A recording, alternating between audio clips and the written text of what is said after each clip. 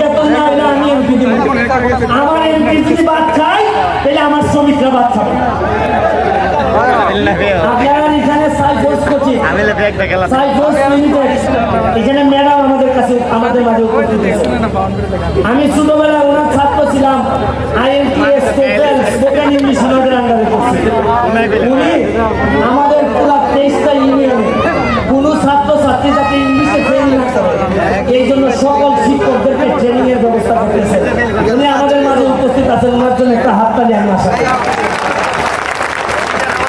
আমি কম্পিউটারের ব্যবস্থা করতেছি বাচ্চাদের জন্য।